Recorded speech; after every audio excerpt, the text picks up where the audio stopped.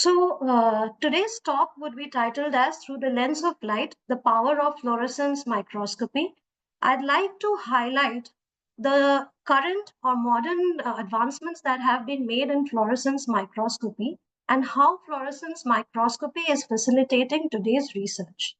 But before doing that, I'd like to wish all you microscopy enthusiasts a very happy World Microscopy Day, which was yesterday, April 13th. So this concept was actually introduced by a microscopical society called QUICET, which is the second oldest organization in the world dedicated to microscopy. So they came up with this idea in 2021, where they decided that since 13th April 1625 was the first time when the word microscope was used by the German scientist Giovanni Faber, why not celebrate it as a World Microscope Day? And this is also a tool which will help in popularizing microscopy among the research and the scientific community. So we at DSS, keeping this in mind, are trying to make a small contribution in this direction with a couple of events, the webinar being one of them, and there's another exciting event which we are hosting, which I'll probably talk about at the end of the presentation. So with that, moving on, the contents for today's webinar would be, I'll first briefly introduce you to the concept of fluorescence. Then we'll talk about wide field microscopy, moving on to confocal microscopy, and then very briefly talk about super resolution microscopy. In each of these concepts, I will talk about the principle, the application, and how we at DSS fit into this, like in each of these solutions, what kind of products we have. It'll be very brief. To be very honest, each of these microscopy deserves a separate webinar. But since we have a very diverse crowd here, I thought I'll just keep something for everyone so that everybody enjoys the webinar at their levels. So to classify microscopy, there can be various approaches, but here I am showing you the classification based on the probe that you can use. So more commonly are the first three, where you use the light microscopy or photons, which we will be discussing about today. One is the electron microscopy, which is more common, I would say, for materials. A lot of you might have heard about TEM, SEM, and then you have a technique which is getting popular nowadays, which is the scanning probe microscopy like AFM, STM, and then magnetic force microscopy. And these two are lesser known, but they do exist as well. And even in light microscopy, there are several techniques, but for the sake of time and precision, we will just focus for fluorescence microscopy for today. So like all scientific concepts, the fluorescence also derives a lot of inspiration from nature. So to give you an example, look at this beautiful flower, which is a gooseneck loosestrife. It's a very beautiful white flower which appears like this by the day. But if you shine UV light on this, it shows miraculously different colors and suddenly brights up. This is nothing but fluorescence. So there are few key messages to take from this example, that there is a state of the molecule which is non-emissive, or which is the natural state of the molecule, and that we call as the ground state. Then there is a precise light that you have to shine on this state, that is called the excitation light. Like in this case, it is UV. And then after you do that, there is a phenomenon which leads to the change in the state of this molecule, and it emits different bright colors. That is called the emissive state of the molecule, and the phenomenon is called fluorescence. Now, here we come to the questions, then do all molecules, and if you shine the appropriate light, will it emit fluorescence? No. So that brings me to the last factor, that all these molecules or all these kind of, but they are very specific molecules and they are called fluorophores. So this is a prerequisite if you want to do fluorescence microscopy, that you have to label your target or protein of interest with something called a fluorophore. And only then you would be able to see the phenomenon of fluorescence. So to summarize, you need a tag to look at fluorescence of your protein or your organelle or your organ or organism of interest. Not only these, you can see that there is a huge variety of species in nature which do exhibit fluorescence, starting from corals, seaweeds, tube-dwelling animals, to eels, and then minerals. One of the most important class here is the jellyfish. So these are actually green fluorescent emitting jellyfish, and they were thoroughly studied. So much so that scientists actually extracted the protein which gives this fluorescence in the jellyfish, and they developed it into a very well-known fluorophore that we use in the lab now. It's GFP. It's being commercially made now in the lab. A lot of plasmids are available, and it also won the Nobel Prize in 2008. So using this extract or this idea from jellyfish, GFP was developed, which is now used extensively to tag your target of interest and then look under a fluorescence microscope. So this was the motivation from where fluorescence originated. Now, if we look at a little bit from a scientific aspect, as I mentioned, a fluorophore exists in its low energy state, and that is the more stable state. Then when you shine light on it, which should correspond to the excitation spectrum, each molecule absorbs light only in a given wavelength range. So that is the excitation. When you excite that molecule, now this energy state, which is the higher energy state, that is partially unstable. So it quickly releases some energy and comes down to a a little more stable high energy state. And from there it emits a photon, which is your fluorescence emission. Now, if you see that in the excited state, there was a certain loss of energy. And that is why your emission always happens at a redshifted wavelength as compared to your excitation. That is to say, if you excite your fluorophore with blue light, your fluorescence will always have a wavelength greater than the blue light. It will always be from green, red, and beyond. So this can also be explained with a well-known concept, which is given by a Jablonski diagram. If there are any chemists out there, you will probably see this in all your photophysics course, where it explains this, what I explained qualitatively in a more quantitative way, where from the energy state S0, the molecule after shining light goes to the S1 state. From there, it loses some energy in a non-radiative fashion. And then from the lowest excited state, it emits photon in the form of fluorescence. So this is to show you how the fluorescence spectrum looks like. So if you excite with UV, you will get the fluorescence in the violet. If you excite with blue, you will get in green, and so on and so forth, because of this Stokes shift, or as I mentioned, that you are losing some energy. That is why fluorescence occurs at a red wavelength. So why I personally like fluorescence, there are more than one methods of doing imaging. But why I like fluorescence is because you can choose what you want to see under a microscope. Say, for example, I want to see the nucleus. I can stain the nucleus. I want to see a mitochondria. I can stain the mitochondria specifically.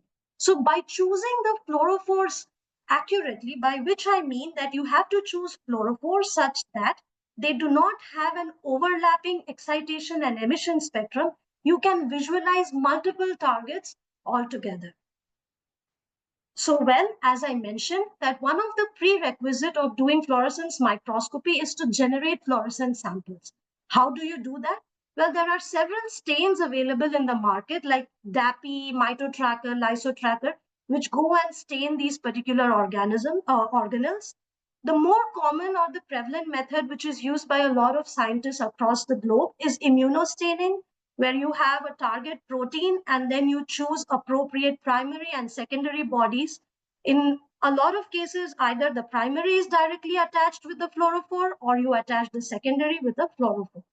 And more recently now, people have started developing tags that which they attach directly to the protein of interest. Like you can develop a plasmid which has GFP, YFP, RFP. These are all fluorescent proteins.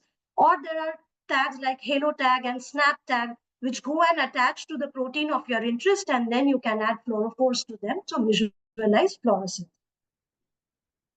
So in general, for fluorescence, now you need an excitation source. So previously or in ancient times, people would use mercury arc lamps, xenon lamp, and metal halide lamps. But more recently, people have shifted to light emitting diodes and lasers because these have higher power, they have a longer lifetime, they have more stability. And as we know, mercury is not environment friendly. So nowadays, these are becoming redundant, and light emitting diodes and lasers are becoming more and more popular. Well, now, since you excite your sample, you also have to detect. So the more commonly used detectors are cameras, of course, your eye, if you visualize through the eyepiece. Then you have cameras. You have range of scientific CMOS cameras, EMCCD, CCD cameras. You have PMTs like gallium arsenide, multi-alkyl PMTs stand for photon multiplier tubes, which are used as detectors. And then a more recent technology is using the avalanche photodiodes.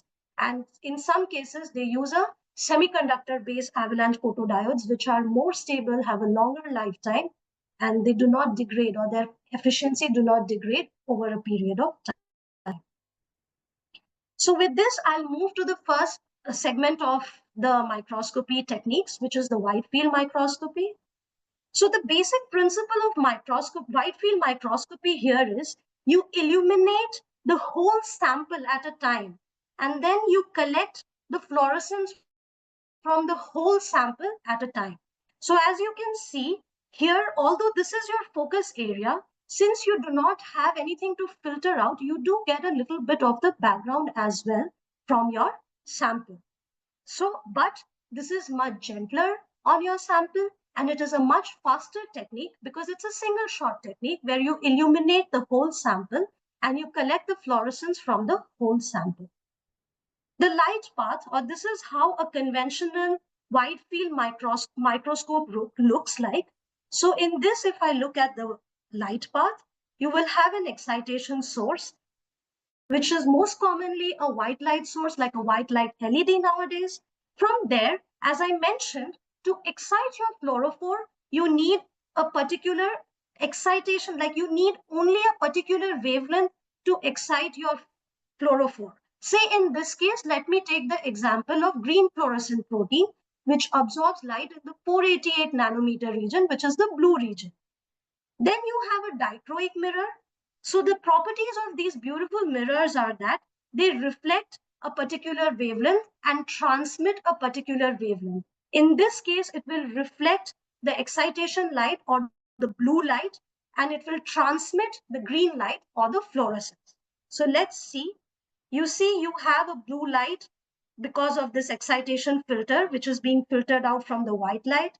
Then it excites your sample after passing through the objective lens.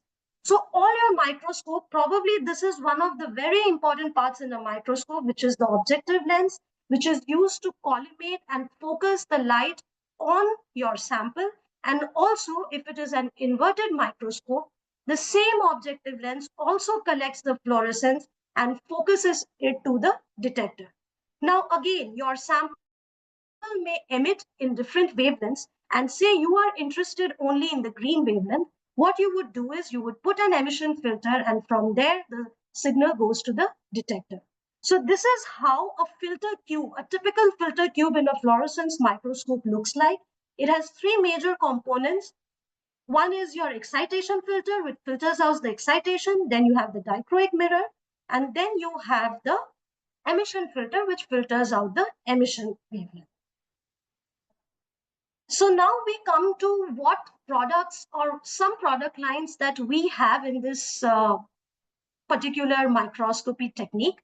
So we are the exclusive distributors of Olympus, or now known as Evident microscopes, and we have entire range of Olympus microscopes, but today I will highlight the more latest ones, the IX85 and the Apex View, which is a boxed type of a system. We also have like AI-based imaging software and analysis software, and then we also have a live cell attachment if you are interested in live cell, which comes from the Tokai Hit, which is also a Japanese company. So this is the very latest microscope which was launched just this year. It's called the iExplore IX85. This model is now installed actually in Evident India Gurgaon office, the demo unit. So this has the industry-leading field of view of 26.5. What that means for you is you can look at more cells, you can look at larger tissue sections, you can do image stitching at a lesser time. And then this is equipped with intelligent shading correction, which makes the life of our service engineers very easy, because otherwise manually doing shading correction for each of the objective is a very time cumbersome process. And then also it gives very beautiful pictures where you don't see all these lines or the boxes that you would otherwise see without the shading correction. This also comes with inbuilt magnification changer. It has a text structure. And the most innovative introduction which has been made here is the silicon gel pad. Olympus or Evident is the only company which has these objectives, which is compatible with, so it has three modes. It can work in the dry mode, it can work as a water immersion objective, and it can work as a silicon gel pad. Some of you who are doing microscopy on a regular basis might be facing the problem that when you use oil on your cover slip, the cover slip becomes sticky. After that, when you have to use it in the dry objective, it causes some sort of aberrations or your images appear fuzzy because of that oil film. So your solution to that would be using the silicone gel pad, because these are non-sticky, they do not stick to your cover slip, and you can happily change between immersion medias. Another one is our Evident Apex View Apex 100. It's a very cute looking system, very compact. It can be housed anywhere in the lab. You can see last December we were in CSI RIMTech, and it's one of the very busy labs, and we just put it on the bench. Since it's a box system, you don't need to switch off the lights while doing microscopy. It can be attached to the live cell system. You can do 35 Petri dishes, 96 well plates, glass slides, everything in this one. And it has a lot of AI or automated features where once you put the sample, it automatically generates an overview. You can choose which area to image, and it's done very quickly. So you get publication ready figures in a few seconds. So these are some of the images that were acquired in the wide field mode on our microscopes, and you can see that the quality is really good. Now, very frequently I am asked when to use wide field microscopy and what are the pros and cons of it. So the advantage of this is, as I said, it's fast. Since you use LED as your excitation source, it's gentler on your sample. So it's very ideal for doing live cell imaging when you want to monitor fast dynamics. It's less phototoxic on your cells. It's more bright because you're collecting photons from your whole sample, and you usually use a camera to detect here. And cameras, a very good camera comes with a quantum efficiency or detection efficiency of around 95%. Some of the cons here would be, as I mentioned in the first slide, that you get background here. Because now you are collecting the sample, and now you're collecting fluorescence from the whole sample. So say you have a thick tissue, sometimes there's a lot of scattering of light there, and that causes a very fuzzy image, especially in the axial direction. So when to use wide field microscopy? When you have thin samples, when you want to do live cell imaging and you want your sample to be less exposed to light. You can see the examples here. These are epithelial cells which are very thin. So you do get very pretty images. But rat kidney, which is a thick tissue, and in the 3D, in not 3D, but in thicker tissues, because scattering is more and wide field cannot block the out of focus light, you get a more fuzzy image. Moving on to confocal microscopy. The principle of confocal microscopy, if I compare with wide field, is that you again illuminate at a particular plane of illumination or focal plane, and you collect the fluorescence only from that illuminated plane, unlike what you do from the wide field fluorescence. Now here, you collect the fluorescence from one point at a time. And how you do that is by introducing a pinhole in the light path. If you remember the ray diagram that I showed you for the wide field, there was nothing called as a pinhole.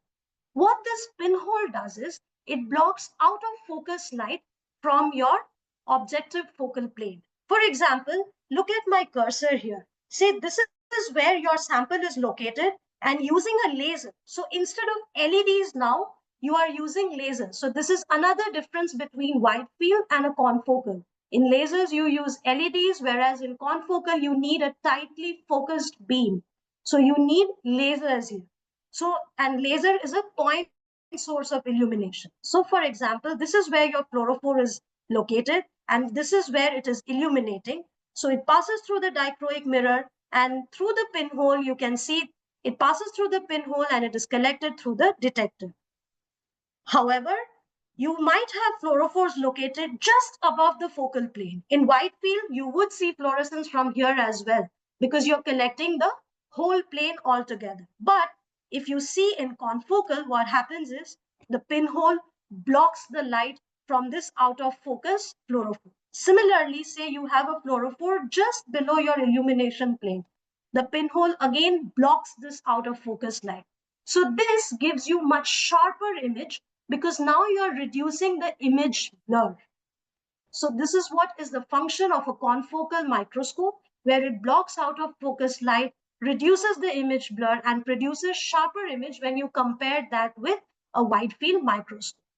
Another difference here is, I'd like to point out is, here, since you are collecting your fluorescence from just a single point, your quantum yield or the fluorescence or the number of photons per area will be very less. So you need some detectors which can multiply that signal. So that is why the detectors used here are not cameras, but they are PMTs, SPAD arrays, like photomultiplier tubes, or the avalanche photodiodes that I was mentioning.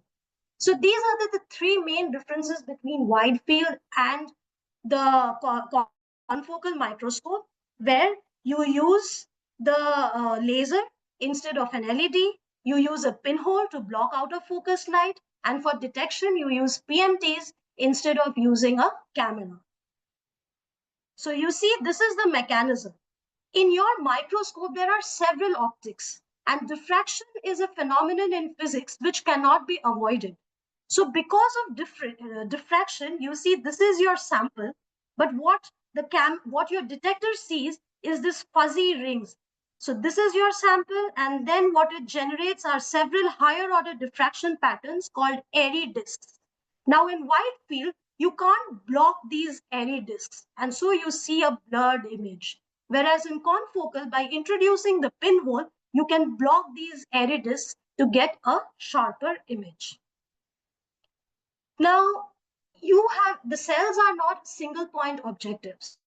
Cells are huge, or for that matter, any field, any tissue or brain or rat or whatever you want to image is not a single point object. It's huge.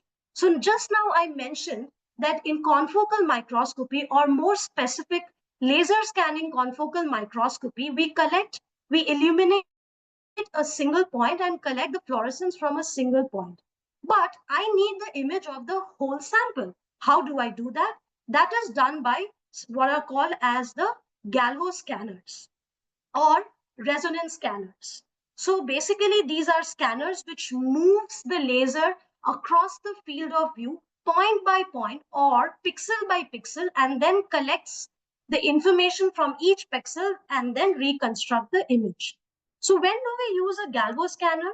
A galvo scanner has two galvo motors such that you get independent in X and Y. Like those two motors can control these two scanning mirrors independently. So if you look at my cursor here, you can collect the light from here, for example, and then you apply a suitable voltage.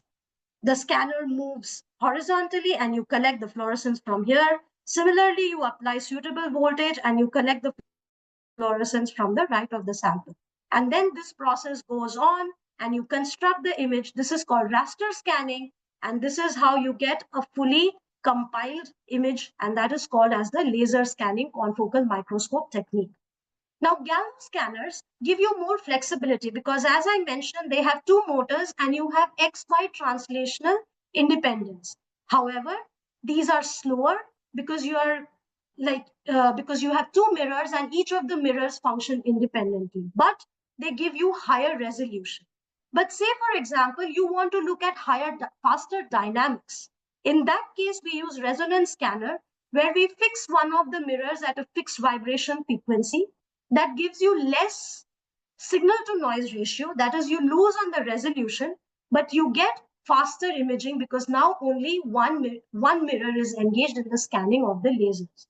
So in microscopy, this is always a gamble. You have to either choose between speed or you have to choose between resolution. One of the more common applications of using confocal microscopy is to do 3D imaging or Z stacking. Because as I mentioned that due to the presence of a confocal, you are collecting light only from a given plane. Now look at this, for example, at this tomato. Each of these slices is a 2D image or what we call as a Z stack. Now, when I combine all of this, what you would get is a 3D reconstruction and you see the tomato as a whole. Similarly, this applies to our imaging concept as well. When we do confocal, say you have a sample in a given plane and you illuminate it, you collect the fluorescence from that plane. Now, say you move your objective a little bit up. Wait. Yeah, and then you collect the fluorescence from this field. A different region of the sample comes into the focus. So by repeating this process, you can focus on very thick tissues, and then once you have all the regions of a thick organism or a thick tissue in focus, what you can do is a 3D reconstruction. So you can see this is how it looks in real time when you move your objective at different planes in different Z stacks. And then when you do a 2D reconstruction or you do a 3D reconstruction of this, you can see the whole organism. Oh, why is my animation not playing? Oh, sorry. 1 minute.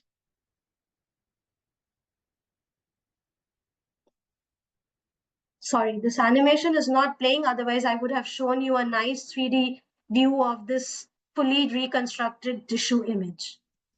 Oh, now it's playing. Okay. So you can see that you can record it as a movie and you can show the 3D picture from all directions. So again, here Olympus has a very good confocal microscope, which is the FlowView FV4000. This is also a very recent model. It has just been launched last year. And the detectors of these are just amazing. That's the USP of this FlowView FV4000. These are silicon-based MPPC or multi-pixel photon counting detector. They fall in the category of avalanche photodiodes. Now they have an added advantage over conventional PMTs. PMTs go bad over a period of time, but these are very stable and these will not go bad over a period of time. We also take pride in providing you the highest speed in the industry without compromising on the field of view. You can get a 1000 into 1000 resolution at 438 FPS. And then these are all spectral detectors where you can, look at 6 channels simultaneously. This can be housed with 6 detectors. So you can look at 6 channels simultaneously. You can mount 10 detectors, including IR lasers, and IR detection is possible. Also, with this range of systems, a patented signal processing has also been introduced, which makes these detectors extremely sensitive. So using a conventional gas-based system, if you have to use, say, 5% laser power, I can bet using this system, you'll use somewhere between 0.5 to 1% laser power. We've tested this side by side during some of our demonstration, and we've seen that this works because, again, our detectors have a quantum efficiency of around 50%. So these are some of the imaging that we have done in various institutes.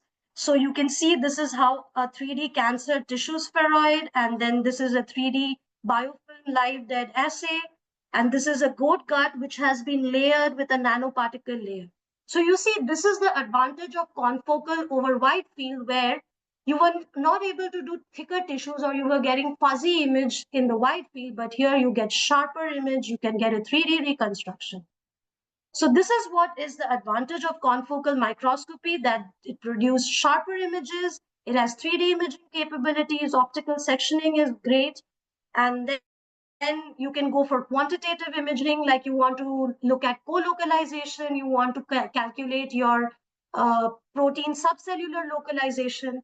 However, the limitation here is that since it's now scanning pixel by pixel, it's slower, it leads to photobleaching because you are now using lasers instead of LEDs, which are much lower power. Of course, these are very expensive because they are much more complicated to use as compared to your regular fluorescence microscope, because the light path, the number of optics involved is way more complicated.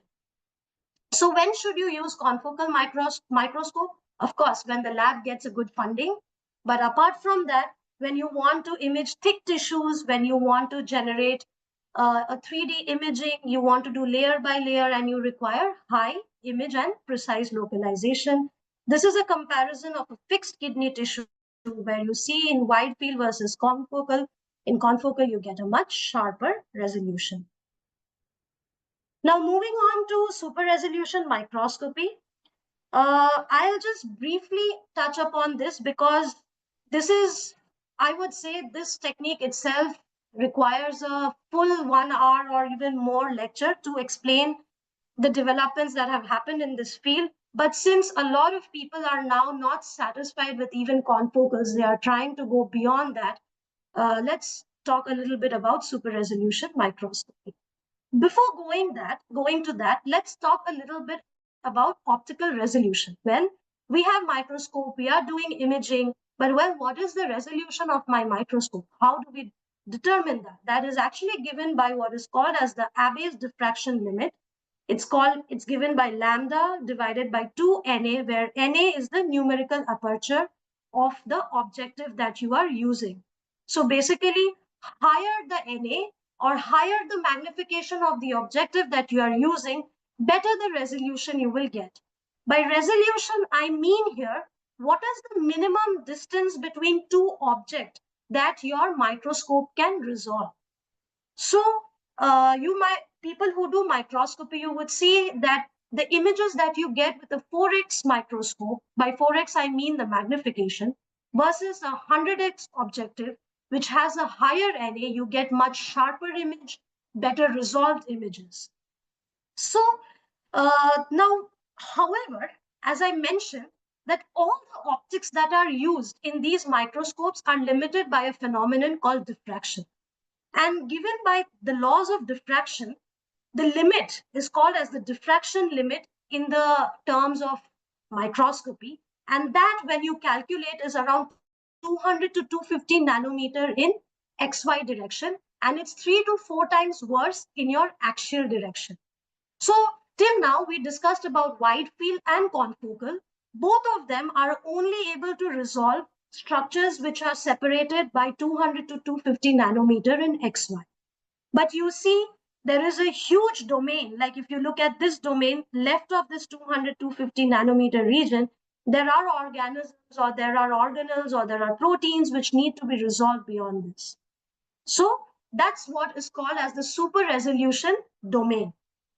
So super resolution microscopy first gained recognition, I think, in 2014, when these three gentlemen were awarded the Nobel Prize for developing different super resolution microscope.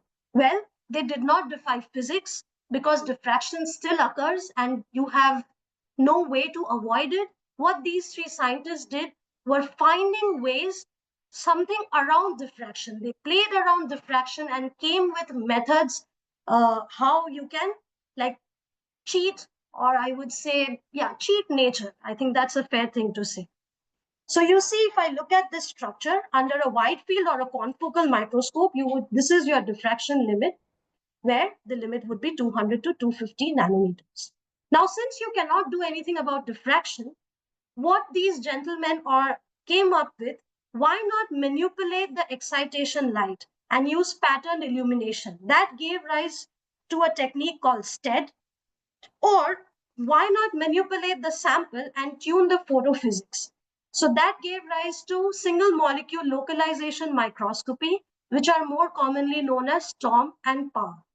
So a biggest drawback of these, conventional microscope, or let's say diffraction limit microscopes, are that you illuminate a lot of fluorophores altogether. And that is why you are not able to resolve them. Say, for example, I give you a lot of information altogether. Will you be able to remember it? No. But if I put those information as lists, or I give it to you one at a time, or few information at a time at a time, then you will be able to retain it better. This is what these gentlemen did, where instead of exciting a whole lot of fluorophores together, they found ways where they either played with how you are exciting the sample, or you are tuning the sample in such a way where now instead of seeing several hundreds of fluorophores together, you collect fluorescence only from a few fluorophores. So with STED, I'll first talk about STED, and this is our Nobel laureate Stefan Hell, and two of our application specialists actually were fortunate enough to directly interact with him when they went for training for this microscope developed by Stephen Hell.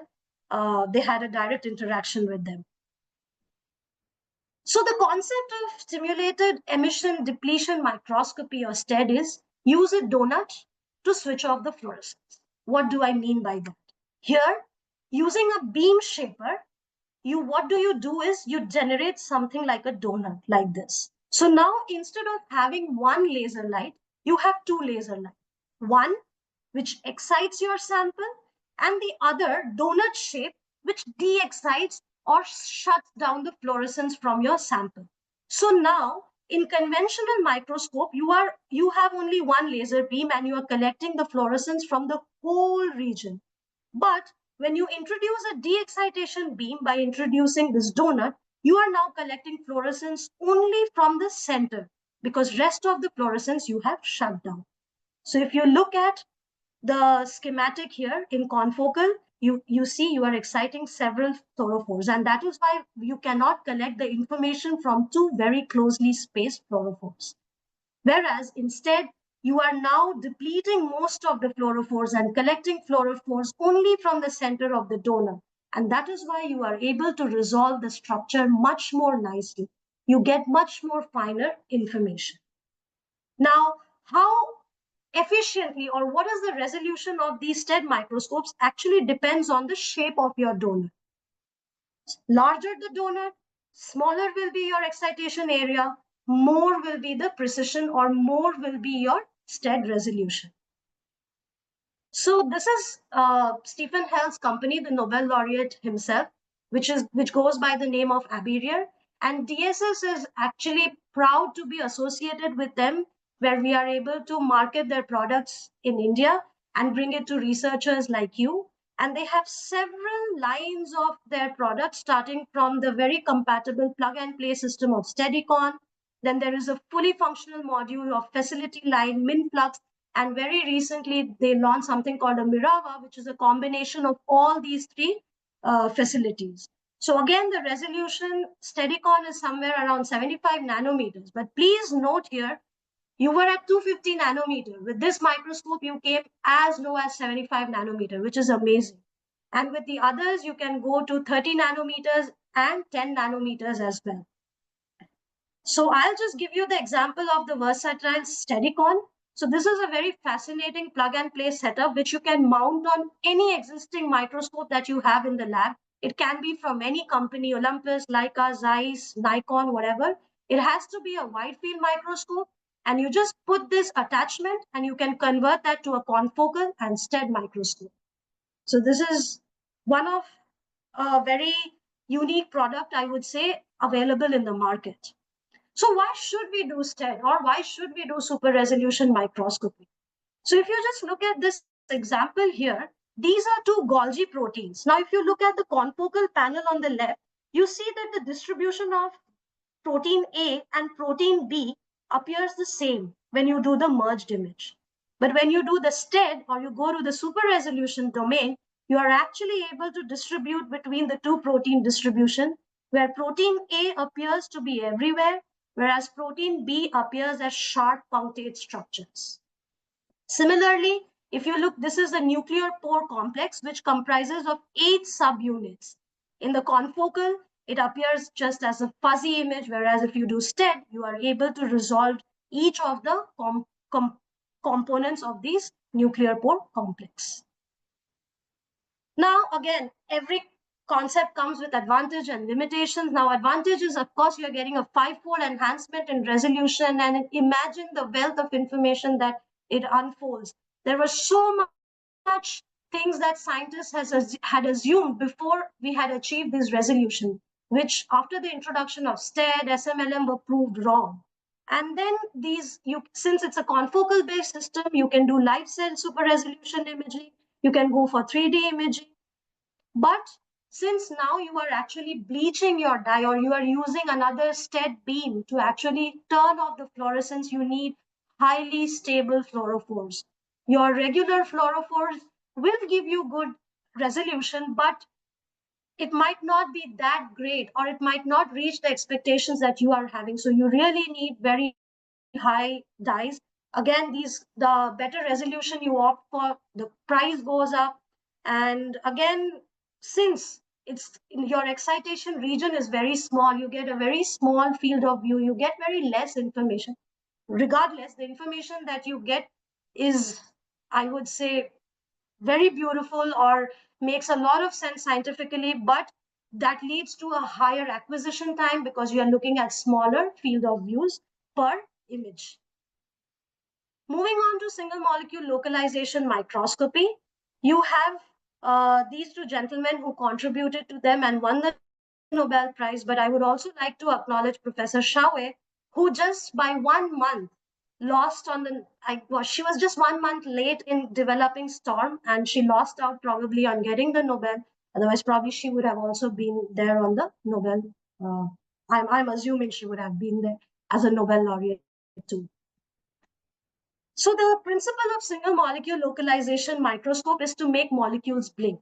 If you look at these bacteria, so you're not illuminating the sample altogether. What you are doing is telling some molecules to fluoresce, and you are telling the other molecules, please be in the dark state. And it's a reversible transition where you are telling them, switch on, switch off, switch on, switch off. So that's what you mean by blinking. Imagine what you sometimes as a kid, what you would do with a switch of your tube light, turn on, off, on, off. What? It's the similar kind of concept where either through molecular engineering, through chemistry or photophysics of the dyes, you turn on and off the fluorescence of the dye, which is called as blinking. So again, this has two major classes, which is the photoactivation localization microscopy, PALM, where you use the 405 nanometer laser to activate the chromophore. So the chromophore is by default in the dark state. Only when you shine 405, it starts emitting fluorescence. And this is a reversible process. So you turn on, turn off, turn on, turn off. It will go from the dark and the bright state. That is the on-off transition. Or STORM, which is the stochastic optical reconstruction microscopy, where you add thiol buffers, or you specifically add buffers to molecules. And these dyes or these fluorophores are organic molecules which, upon interacting with thiol, go to a dark state and do not emit from there, or they form a complex and they do not emit. Again, this is a reversible process, and by tuning the composition of your buffer, you can induce blinking. So again, what you did, instead of illuminating thousands of fluorophores by either adding buffer or this 405 nanometer laser, you are only switching on a few fluorophores, and you are looking at few fluorophores at a time. And you repeat this for over 10,000 or even more frames. And then through image processing, you reconstruct your image. So this is what is the general concept of single molecule localization microscopy. So here we represent a company called Avalite. They are in a global partnership with Evident or Olympus. So their USP is the large field of view. The industry field of view is somewhere around 50 micron, whereas they provide a 150 to 150 micron field of view. Here you can see that the precision with which you can localize a molecule is 20 nanometers. So this is almost 10-fold better resolution as what you were getting with confocal or wide field microscopy. This again comes with different illumination modes. There are different software tools. And it's a ready-to-use setup. They also have sample preparation kits and they have dyes as well. So why SMLM? Again, if you look at the diffraction limit images versus the STORM image, in STORM, you are able to separate this actin spectrin pattern, which you are not able to show in your diffraction limited image. And similarly, if you look at these this mitochondria, which is labeled with TOM20, if you see in conventional microscope, it appears as a fuzzy, whereas in STORM, you can actually see it staining the mitochondrial membrane. So again, it has its advantages and limitations. The advantages is the enhancement in resolution that you are getting. You can use commonly used fluorophores, but it's not that compatible with live cell imaging yet. You need very specific, I won't say it's not compatible. People are now moving towards developing dyes, but you cannot use thiol with live cell. The cell will die. Thiols are not very good for cells for a prolonged period of imaging. And again, since this involves a reconstruction mechanism, you need complex algorithms. You have to understand how to reconstruct your image from the data that you have collected, which of course requires some training and is not that intuitive. So to summarize, today we looked at different kind of microscopes having different advantages, disadvantages, and different kinds of resolution. I did not talk about the high resolution part, which is the intermediate between your diffraction limit and the super resolution. It comes with SIM, spinning disk, and various deconvolution techniques. Maybe that's a discussion for other day. Just for time's sake, I'd cover the two extreme ends of the spectrum. So with this, I'll end my lecture. So there are two information that I'd like to share with you here. One is that this is a very useful resource. It's a YouTube channel called iBiology, where I learn a lot of microscopy from here. You have world leaders, including Nobel laureates, giving lectures here. So you can follow this channel to, upgrade yourself with microscopy. And as I was mentioning, that we are at DSS are also trying to celebrate Microscopy Day in a way. So one was this webinar, and the other is we are hosting this micro images photo imaging contest, where we urge you and we encourage you to submit your 3 best images, and then win a chance to get a chance to win some exciting prizes. So the deadline is around 13th May. And if I'm missing something, Sunita can probably add on this. You can go to our social media pages where you will find the links, or the Google form where you can submit the images. So with this, I'm happy to take any questions that you have.